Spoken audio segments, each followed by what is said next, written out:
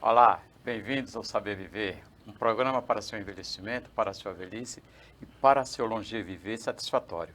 Hoje estamos recebendo aqui no nosso canal o psicólogo Francisco Júnior, psicólogo clínico, com abordagem em terapia cognitiva comportamental e neuropsicólogo. Seja bem-vindo ao nosso programa Saber Viver, Francisco Júnior.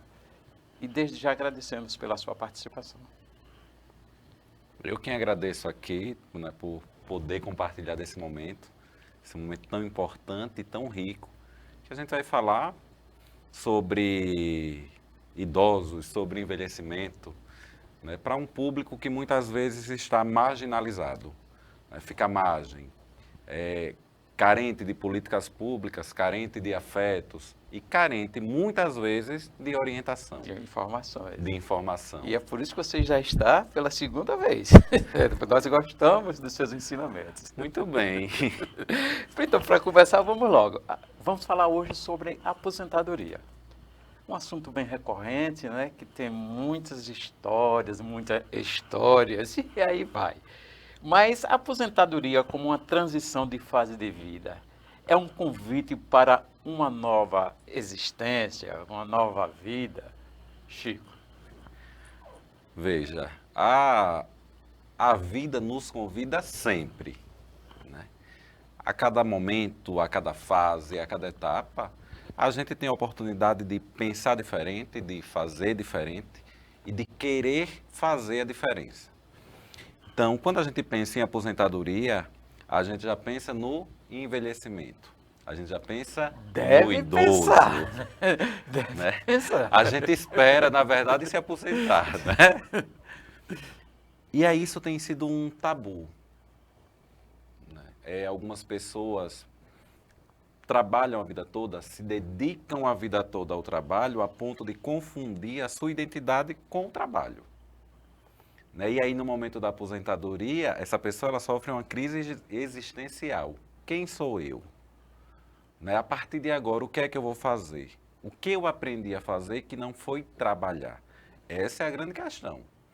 Então, o convite que a aposentadoria faz, né, não é um convite para uma nova vida, mas é um olhar para si. Eu sou muito mais do que aquela pessoa que só trabalhou. Mudar de estilo, um novo propósito, é revolucionar, como diz o outro. Né?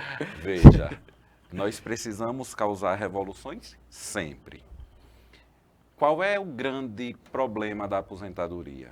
É que a gente só pensa na aposentadoria quando a gente está perto de se aposentar, né? A gente precisa ter um plano desenvolvido durante a nossa vida ali no trabalho, visando a aposentadoria.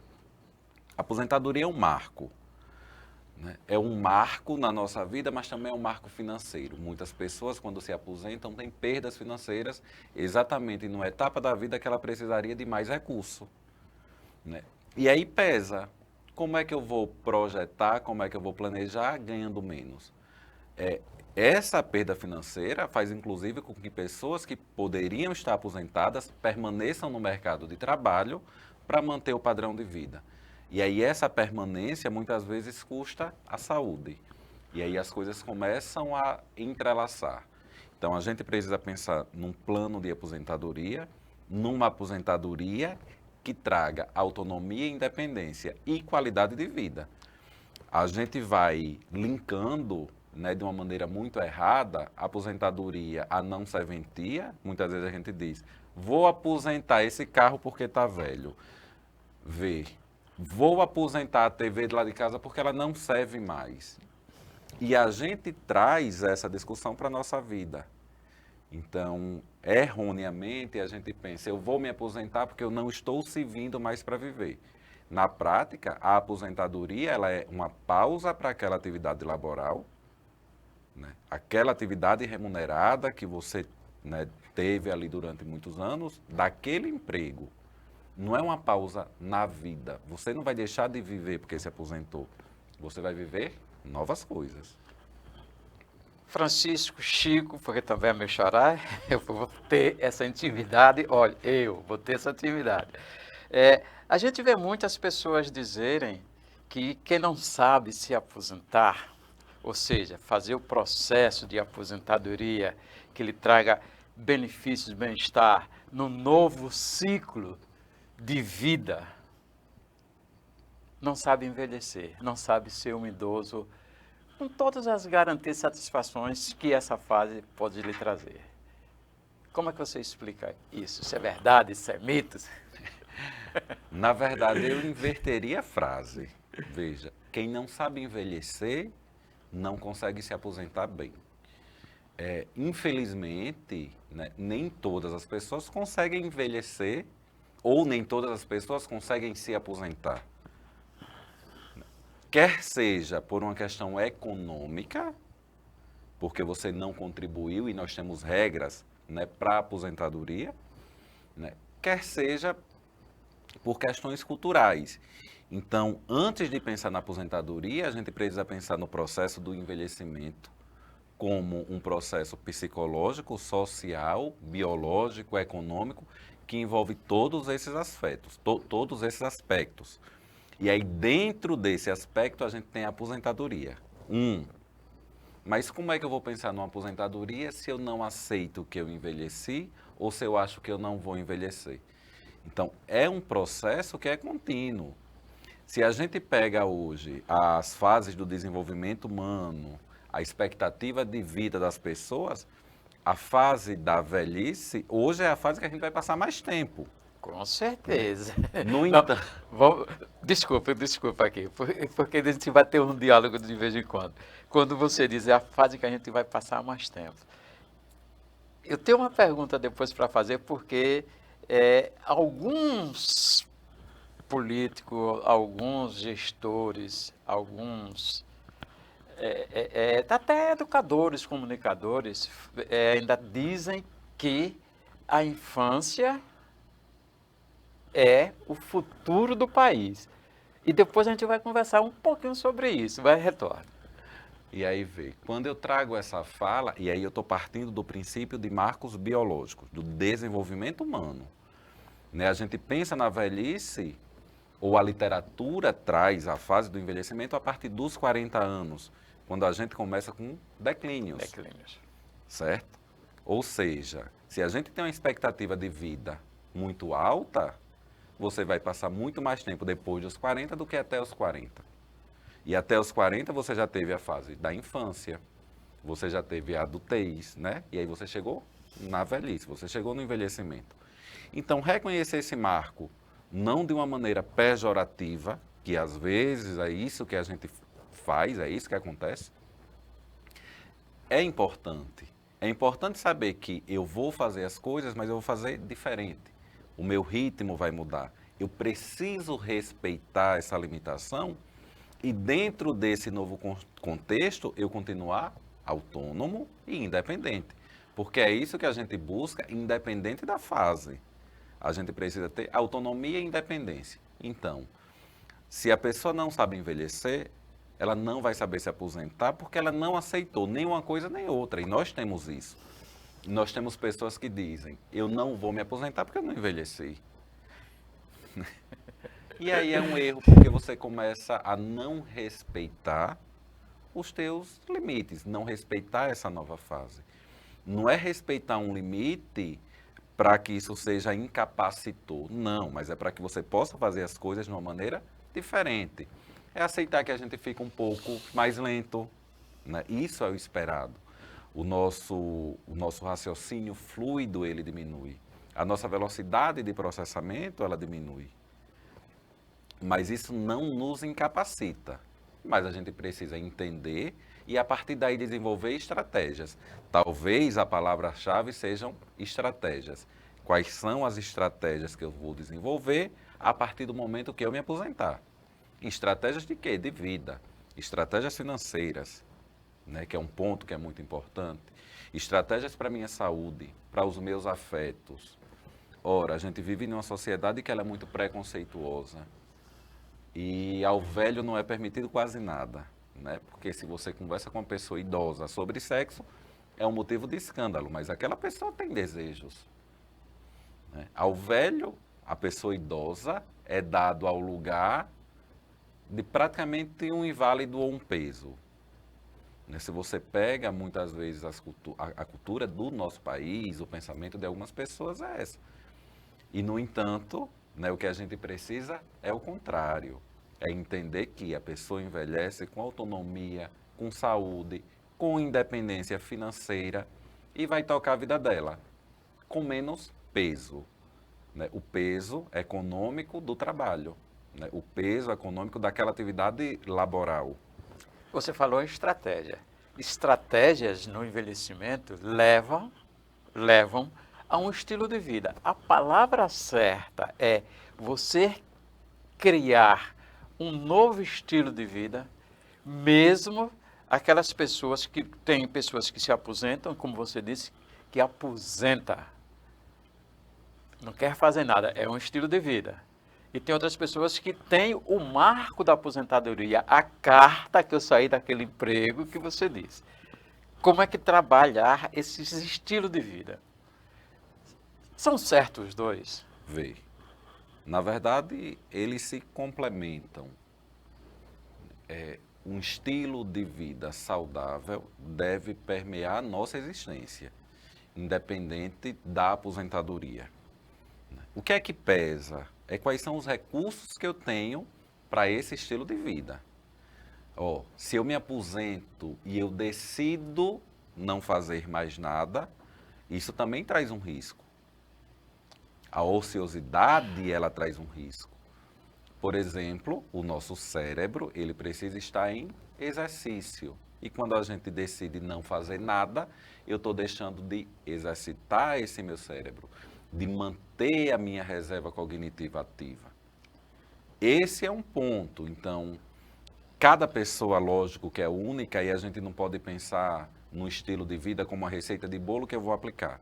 Mas minimamente a gente precisa, né, pegar essa pessoa ou a pessoa se olhar, se perceber quais são os hábitos que eu tenho hoje na minha vida que vão fazer com que na fase do envelhecimento eu tenha autonomia ou não, que vai fazer com que no momento da aposentadoria eu possa me aposentar e ter uma fase mais tranquila ou mais turbulenta, vê.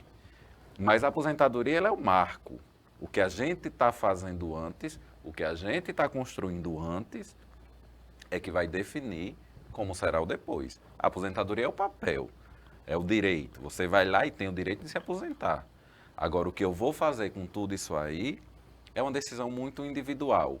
Mas a gente precisa respeitar os limites e os recursos que as pessoas têm. Que recurso? Recurso financeiro, recurso psicológico, recurso familiar. Existem pessoas que não querem se aposentar porque o trabalho é a única coisa que a sustenta. Ela se dedicou ao trabalho, não tem vínculos. E aí ela pensa, quando eu sair daqui eu vou fazer o quê? Nós temos, né, no consultório, e a gente recebe muito de pessoas que depois que se aposentaram, elas começaram a entrar em processos depressivos, né, em processos demenciais, porque elas deixaram de se exercitar naquele ambiente que era de trabalho, de labor, mas que para ela era um ambiente, ou era o único ambiente que ela recebia estímulos, ou que recebia afetos. Ô Francisco, me diga uma coisa. Você se aposenta, você tem um status financeiro satisfatório e você não tem um guia, dicas, aconselhamentos. Não tem assim, vamos dizer, um glossário como criar um estilo de vida que seja satisfatório, não só para você, mas para a família, o próprio a comunidade e o próprio Estado, a própria cidadania. Na verdade, a gente já entraria numa outra esfera, né? Na ausência de políticas públicas. Vê. Algumas empresas, né, elas têm se preocupado em preparar os seus empregados para o momento da aposentadoria, em programas pontuais, né, de desligamento, de sensibilização, né? Me aposentei, e agora? E aí é uma questão que ela perpassa né? A psicologia. Não é só da psicologia. Tem que ter uma preparação econômica, educação financeira. Eu tenho que entender que o meu corpo precisa de uma alimentação diferenciada. Vê, são pilares. E que são pilares da vida, e por isso que eu falo de recursos. Ora, uma pessoa que durante a vida todinha teve um estilo de vida que não é tão saudável, para ela é muito mais difícil, depois que aposentar, querer ter esse estilo de vida. E uma rotina protocolada até, né? Exatamente. Se Uma acordar rotina. cedo, não fazer exercício porque não tem tempo, trazer tarefas para casa, aí vai, né? Atropelando tudo, né? E aí a gente entende a questão da rotina, a questão das necessidades, mas existe uma palavrinha que às vezes a gente esquece, que é prioridade. Vê. Nós precisamos ser a prioridade da nossa vida. E quando a gente se coloca nesse papel da prioridade, a gente encontra ali 10 minutinhos para tomar um banho de sol, 5 minutos para fazer uma caminhada, rever os nossos hábitos alimentares. E aí são questões que independem de situação econômica. Eu posso ter muito dinheiro e me alimentar mal, e posso ter pouco dinheiro e me alimentar bem. Depende do que eu escolho para colocar na minha mesa. Mas isso daí vai ditar como é que eu vou estar no momento da aposentadoria. Eu vou ser aquela pessoa que me aposentei e parece que consegui uma carteira de trabalho para trabalhar no hospital, de tão doente que eu vivo. Eu gostei dessa. Vou guardar. Ou eu me aposentei e fui trabalhar ali no aeroporto de tanto que eu estou viajando. É uma escolha. Ou então ser garoto propaganda de supermercado. Ser garoto propaganda de supermercado. Né? Hoje a gente tem até outras formas de ganhar dinheiro. Mas ou não, vou de passar o tempo esperando a morte chegar. Vê. E aí essa uma frase célebre, mas eu prefiro dizer a frase completa, que é: eu que não me sento no trono de um apartamento com a boca escancarada, cheia de dente, esperando a morte chegar. E aí depende da idade. Depende da idade, aí depende da idade. Né? Tem muitas pessoas que não se aposentaram ainda, que do ponto de vista biológico não chegou nem na fase do envelhecimento, mas que tem hábitos de pessoa velha, que não tem ânimo de vida, que não tem perspectiva de futuro. Vê, essas pessoas já estão esperando a morte chegar e não se deram conta. E nós temos pessoas que conseguem se envelhecer, né, e se aposentar, e ter um plano de aposentadoria, e ter um plano de envelhecimento. Porque é a nossa vida e a gente espera viver muito. Né? Quem é que não vai envelhecer? Quem morrer novo. Eu sempre digo isso. Todo mundo vai envelhecer.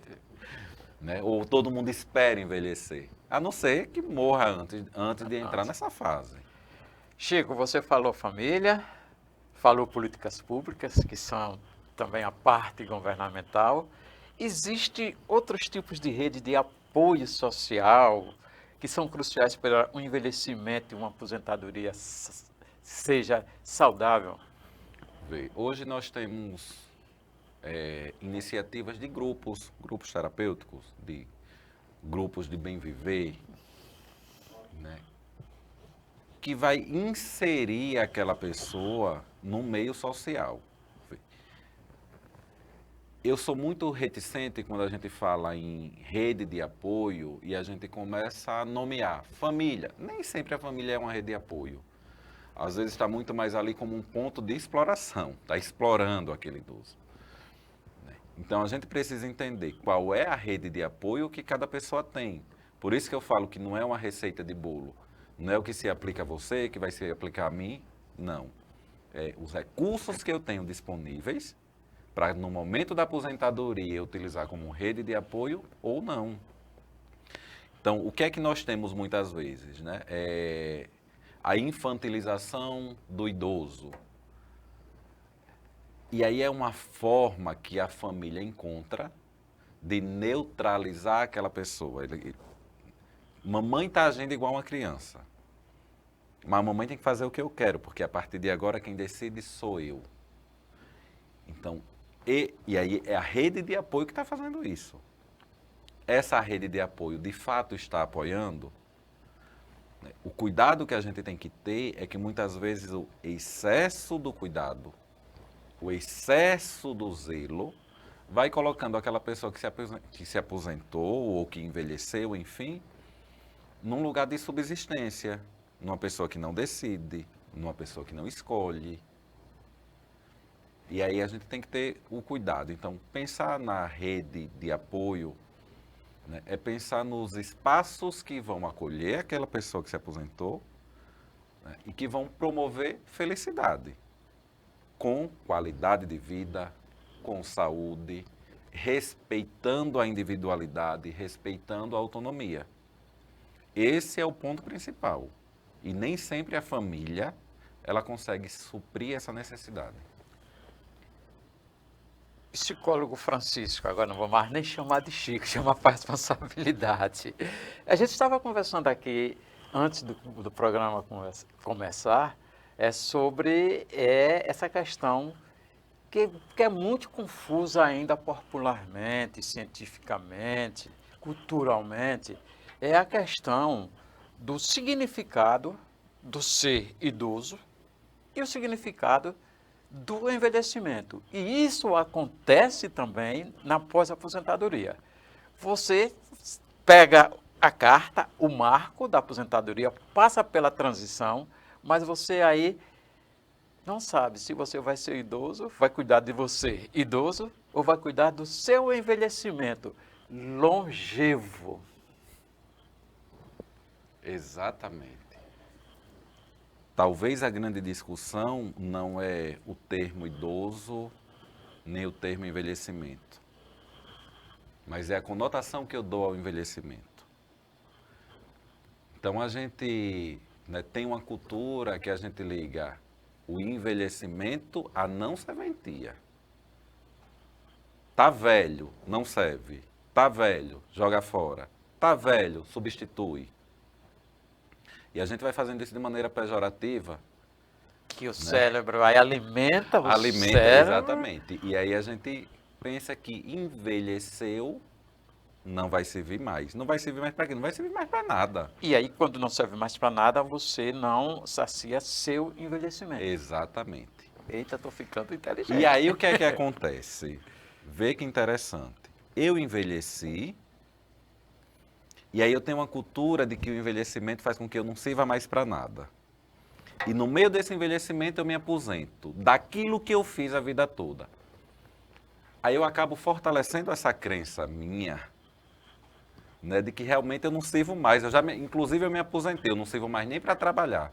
Inclusive do que a gente estava falando, que da fase de idosa é a mais extensa. Espera-se que seja mais extensa, vai depender do estilo de vida que você levou, para saber se você é uma pessoa que envelheceu saudável ou se você é uma pessoa que está num processo de envelhecimento patológico. Né? Então, voltando para a discussão do idoso, ou do envelhecimento, ou do envelhecido, é muito mais o sinônimo, é muito mais o significado que a gente dá a essas palavras do que propriamente a palavra. Mas é preciso a gente saber identificar, saber as características para ter uma longevidade. Sim. E só para explicar, longevidade, pessoal, está se falando muito, mas ser longevo é você passar, culturalmente, tem um delimitador que é a expectativa de vida. Você passou dali, você é um idoso com uma longevidade satisfatória. E aí só Deus vai dizer onde você vai chegar, 100, 120 anos, e você. É por aí, Chico. Vê, eu ainda costumo colocar uma pimenta. Isso. Não é viver muito, não é só viver muito. Só viver muito. É viver muito, mas viver com saúde. Ninguém quer viver 100 anos prostrado em cima de uma cama. Né? A pessoa quer envelhecer, quer ter muitos anos de vida, mas com saúde e com autonomia. Eu acho que a palavra que a pessoa que está no processo de envelhecimento, né, ela tem que se agarrar não quero perder minha autonomia. Né? Qual é o estilo de vida que eu tenho que adotar para que no momento que eu envelheça, eu tenha a minha autonomia. E aí tem pessoas que cuidam muito do corpo, muito bom, precisa cuidar, mas esquece de cuidar da cognição. E aí envelhece e entra num processo demencial. Tá lá, um corpo preservado, mas que não consegue fazer coisas porque está no estado demencial. Então, a gente precisa ir equilibrando essas questões durante a vida, né, para que, ao entrar no envelhecimento, eu consiga viver muito, viver bem, com saúde e autonomia. Voltando, a aposentadoria, Marco, é a porta para isso tudo? Depende. A vida é um eterno depende. Depende de que lado você vai abrir a porta. Você pode abrir a porta da aposentadoria, né, e adotar um estilo de vida extremamente saudável para fazer as coisas que você não conseguia fazer, porque as horas da sua vida que você dedicava ao trabalho estavam ali comprometida e agora você tem essas horas à sua disposição, você vai lá e faz, ou você pode abrir essa porta e começar a se lastimar de que você envelheceu e não serve mais para nada. Vê. É muito mais o que a gente está olhando que tem do outro lado da porta do que o que propriamente tem. Está me devendo um programa falar de estilo de vida após a aposentadoria, que Pois é vamos muito marcar. importante mesmo, porque não tem uma Bíblia para isso, não tem livros, mas a gente vai descobrindo através de experiência, através de convivências, através até de ensinamentos. E o saber viver está para isso, né? Para mais uma lição. Nós não terminamos nem todo o que eu queria lhe instigar para passar para o nosso telespectador. Mas, como você já tem aquele ditado, né? Já é da casa, né? É o nosso assessor para aposentadorias, né? Na visão psicológica, que é muito importante, ele falou aqui, financeiro, psicológico, social e cultural. Exatamente. Quando a gente pensa, e aí pensando na aposentadoria, né, não tem como separar a aposentadoria do envelhecimento, né, ou do estilo de vida, ou do que eu quero fazer. Né? Qual é a reflexão que a gente pode deixar aqui? Para quem já está no momento da aposentadoria, que porta essa pessoa quer abrir? Né? Quais são os recursos que ela tem? Ver. E tem gente que não abre uma porta melhor, não é porque não queira abrir, é porque os recursos estão limitados. Mas para as pessoas que ainda não estão na fase da aposentadoria, e eu falo sempre disso, quem está na casa anterior, né, e puder rever estilo de vida, né, e poder se priorizar, isso vai fazer com que na hora de abrir a porta eu tenha uma perspectiva melhor. Porque a porta é a não traga uma mala pesada, né? Ninguém. E outra coisa, e muitas vezes a pessoa quando envelhece, ela se sente essa mala pesada, ela se sente esse fardo. Né? A gente vê muito isso no consultório. Né? Da pessoa que envelhece e acha que a partir daquele momento é um peso para a família. Por quê? Porque ela perdeu a autonomia. E aí a gente pensar no envelhecimento, a gente pensar na aposentadoria, é a gente pensar que a partir dali a gente vai ter um sujeito, um ser humano, com experiências extremamente importantes que precisam ser validadas, mas que vai experimentar novas coisas. Né? Se permitir fazer isso é muito importante. E se sentir respeitado e valorizado. Esse é o grande ponto, isso é o que a gente vê muito no consultório, né, das pessoas que envelhecem e em determinado momento elas começam a se sentir desvalorizadas porque elas envelheceram.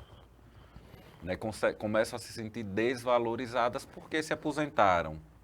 Né, a questão econômica começou a falar. Né, e a aposentadoria, e a gente trazendo um pouquinho, pensando em Foucault, pensando no cuidado com o corpo, é uma questão econômica. Aquele corpo, ele já não vai mais conseguir produzir como ele produzia. Não é que ele está inválido, não. E aí a pessoa que está nesse processo, ela precisa ter a consciência das novas atividades que ela vai fazer. Ela não vai fazer mais aquela, ela não vai ter mais aquele vínculo empregatício, mas ela pode fazer outras coisas que vai fazer muito bem para a saúde. Não vou lhe pedir as considerações finais, porque a gente vai ter outros capítulos. Mas eu quero que você se despeça para também, para a gente marcar para o outro capítulo.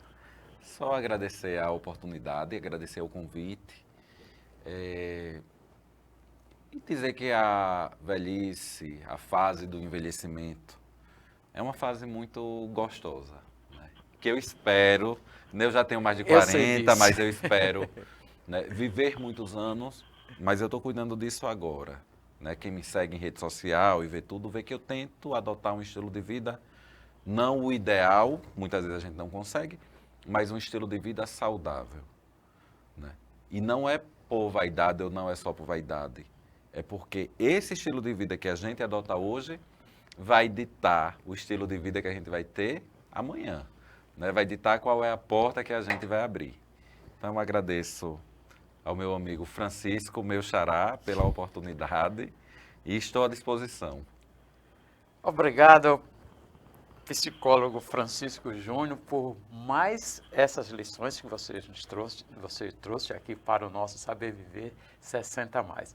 Muito obrigado também a você por nos acompanhar. Até mais.